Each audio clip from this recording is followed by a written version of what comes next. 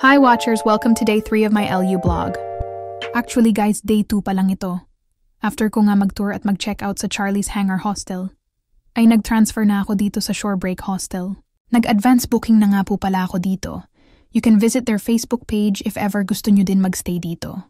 Ilalagay ko na din po sa description box yung link ng page nila para di na kayo mahirapan maghanap sa Facebook. Ito nga po pala yung reception nila. Kinuha ko lang yung susi ng room. Then akyat na tayo. Since sa second floor pa yung kwarto na nabook ko. Good for 2-person lang po yung room at wala pa pong CR sa loob. This will be my room for my day 3 here in LU. Nakakatuwa nga po pala yung staff nila dito. Kasi bago ka pumasok sa room mo, ay open na nila yung aircon.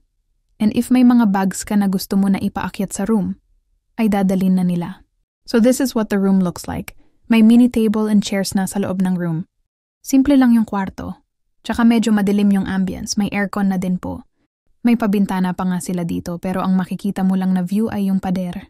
May towel na din po sila inside the room. Tsaka maliit na cabinet beside the table.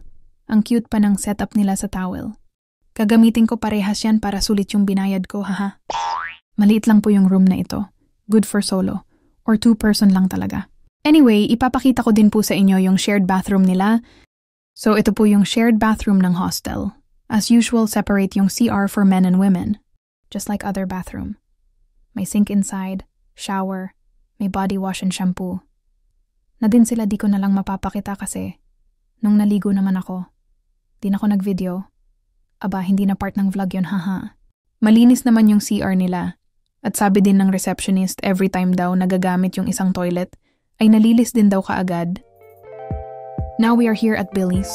Ito yung restaurant sa baba ng hostel. Dito na ako kakain kasi tinatamad na ako pumunta sa beach. Unlike ng Charlie's Hangar, itong hostel na ito po kasi ay medyo malayo sa beach. Walking distance lang naman po itong hostel from the beach. Anyway, ito nga po pala yung menu nila. Nag-order nga po ako ng longganisa and their signature drinks yung lax latte. Ito na din magiging dinner ko kasi mukhang after ko kumain ay sa kwarto na lang ako tatambay. Bukas na lang ng umaga ako pupunta sa beach. I-try ko if kaya ko abutan ang sunset. Kasi alam nyo naman, nakakatamad gumising ng maaga. Kakaiba nga pala yung lasa ng coffee na ito. May lahok po itong cinnamon, ginger, at orange peel. Masarap naman. At di mo masyadong malalasahan yung coffee. Alam nyo ba, hirap na hirap pa ko kumain ngayon. Kasi bagong adjust yung braces ko. Tapos may kinalang pa yung dentist ko sa ngipin ko. Basta nahihirapan akong ngumuya. Share ko lang guys, haha. One of the reason nga pala kung bakit ako nag-book dito Kasi po, isa ito sa mga pinupuntahan ng mga artista pag nandito sila sa LU. Kaya guaranteed na maganda talaga yung place. Mapili din kasi talaga ako pagdating sa mga binubook ko na staycation. Kapag magbabakasyon ako, lalo na at most of the time ay solo ako. After ko nga po kumain ay aakyat na ako ulit sa kwarto. It's time to edit na guys. Haha, madami akong maa-upload today. That's it for the continuation of day 2 vlog. Hola! This is my day 3 in La Union.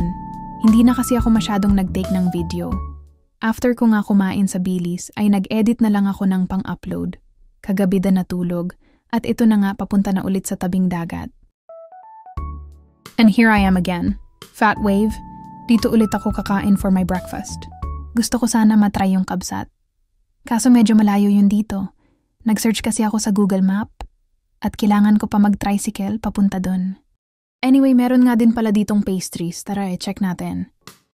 I'm not planning to get any kind of pastries kasi usually ang breakfast ko talaga ay rice meals. If gusto nyo nga din ng coffee dito na din po mag-order. Magkaiba kasi yung menu nila sa dining. Just like other cafe, they have here croissants and muffins.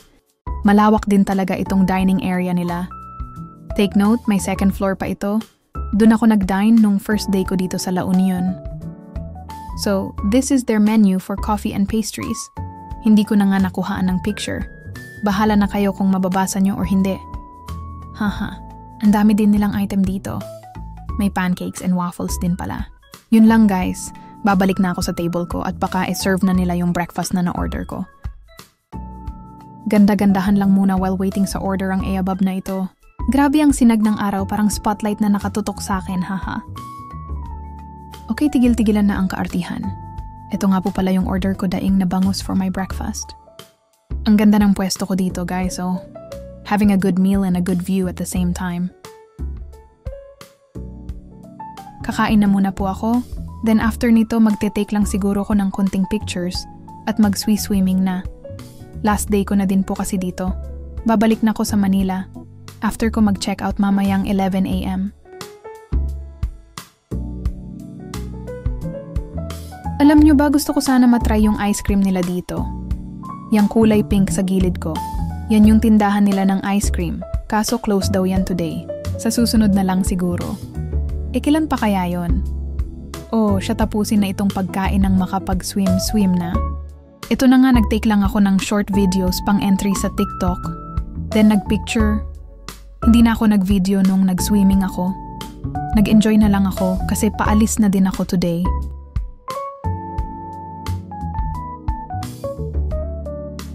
Bumalik na din ako agad sa hostel after ko mag-swimming. Kasi kailangan ko na i-ready yung gamit para makapag-check out na ako. Anyway, si Kuya Gilbert nga po ulit ang maghahatid sa akin papunta sa terminal ng bus. Kung napanood niyo po yung Day 2 vlog, ay makikilala niyo siya. Siya yung nag-tour sa akin dito sa LU. Naging service ko na din whenever may pupuntahan ako. Guys, bababa na nga din po ako. Dun ko na lang iintayin si Kuya sa restaurant dito sa baba ng hostel. Parang gusto ko din kasi bumili ng drinks. Ang init kasi sa labas. Ganito nga pala yung labas ng room, guys. May mga halaman sila dito. Yan yung view na makikita mo pag sumilip ka sa bintana ng room ko. Nakontakt ko na din si Kuya Gilbert para sunduin ako dito sa hostel. Kaya bababa na ako.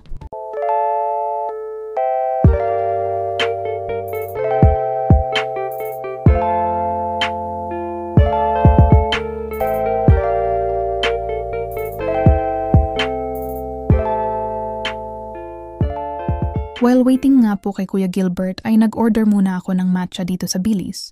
Guys, if magso-solo travel kayo dito sa LU, tapos wala kayong dalang sasakyan, I highly recommend Kuya Gilbert po. This is it, guys. I'm on my way papunta na sa bus terminal. Kung gusto nyo nga po magpa-service kay Kuya Gilbert, check nyo na lang po yung Day 2 vlog ko if hindi nyo pa napapanood.